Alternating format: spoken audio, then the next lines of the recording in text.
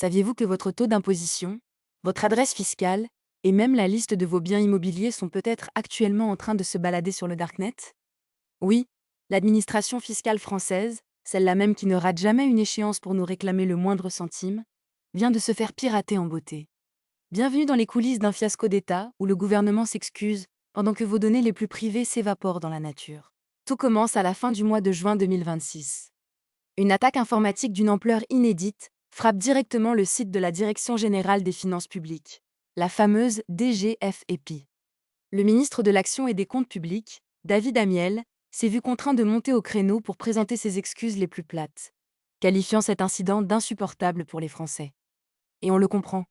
Quand l'État exige de ses citoyens une transparence numérique absolue, la moindre des choses est de garantir que ces données ne finissent pas entre les mains de cybercriminels. Pourtant, la réalité est tout autre. Et ce que le gouvernement a fini par avouer dépasse de loin la simple petite faille technique. Entrons dans les détails de ce naufrage, car le gouvernement a dû détailler non pas une, mais bien 3 fuites de données successives. La première vague, survenue fin juin 2026, est sans doute la plus brutale. Elle concerne les données fiscales de près de 700 000 contribuables. On ne parle pas ici de simples adresses, mails jetables, mais d'informations extrêmement sensibles.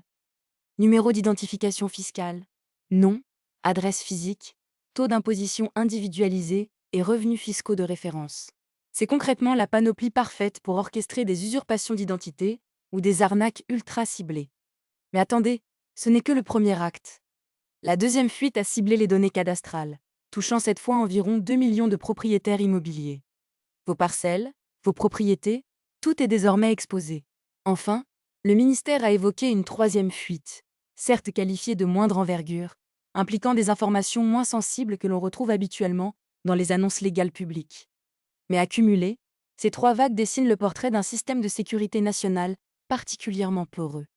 Et c'est là que la magie de la bureaucratie opère.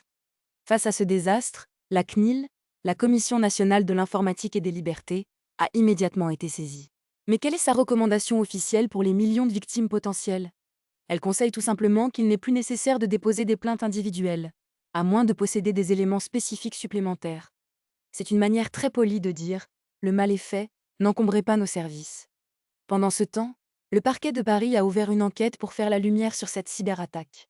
On cherche les coupables à l'extérieur, mais cette crise pose une question fondamentale sur la responsabilité de l'État.